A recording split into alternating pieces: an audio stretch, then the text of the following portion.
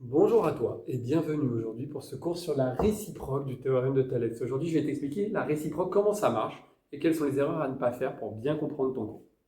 Alors ici, on va prendre la configuration classique. Ce que je raconte fonctionne aussi avec la configuration papillon pour notre réciproque de Thalès. Alors, ici, on a une configuration classique, on a quelque chose qui nous fait fortement penser à du Thalès, sauf que la question qu'on peut te poser par exemple dans l'évaluation, c'est cette fois-ci pas te dire de calculer une longueur, mais plutôt de dire est-ce que DB et EC sont parallèles.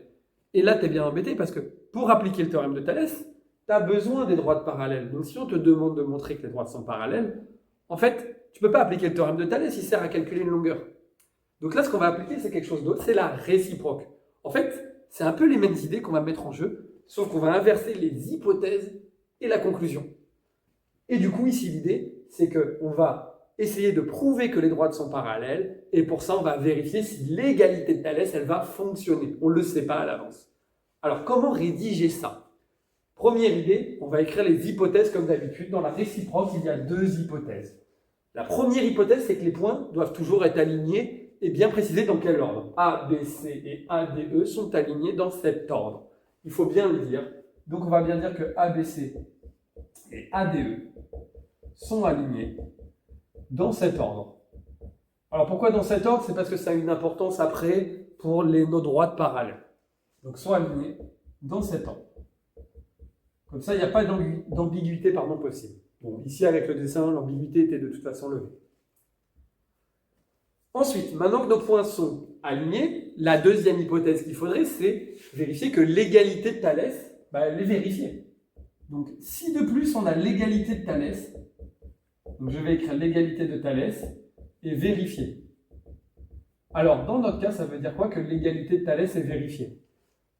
Ça veut dire qu'on a l'égalité des quotients. Alors, des trois quotients? En fait, même pas. Seulement deux suffiront. Mais, par principe, si vous avez les trois, mettez les trois. Mais l'égalité de deux des quotients nous assure aussi que le troisième quotient fonctionnera forcément. Alors, l'égalité de Thalès, du coup, ça serait quoi dans ce triangle? Dans notre situation ici, dans notre triangle, on aurait eu AB sur AC. Je le mets entre parenthèses. Ça revient à dire que AB sur AC doit bien être égal à AD sur AE, petit côté sur grand côté, qui doit être égal à DB sur EC. Donc, si j'arrive à prouver que deux de ces quotients sont bien égaux, deux de ces quotients donnent la même valeur, et bien du coup, mon égalité de Thalès, elle est vérifiée. Point aligné plus égalité de Thalès vérifiée, c'est jackpot.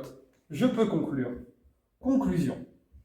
Je peux alors dire que les droites, elles sont en fait parallèles. Alors lesquelles? Les droites DB et EC. Alors les droites DB et EC sont parallèles. C'est ça, la réciproque du théorème de Thalès. On a inversé l'hypothèse avec la conclusion. Et finalement, ici, ça fonctionne bien, en tout cas pour ce théorème. Ça ne marche pas pour tous les théorèmes, mais pour celui-là, ça marche bien.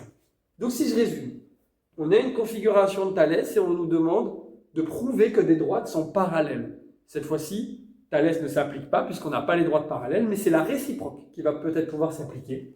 Pour ça, il nous faut que les points soient alignés. Et il va falloir vérifier si l'égalité de Thalès est bien vérifiée. Donc pour ça, il va falloir calculer les quotients. Donc bien évidemment, il faudra avoir les longueurs. Là, on n'a pas de longueur.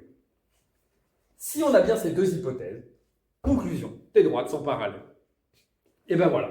J'espère que ce petit cours t'aura plu. Dans la vidéo suivante, je vais faire un petit exercice pour te montrer en pratique comment on rédige et comment ça marche. Je te dis à bientôt. C'était Papa des maths.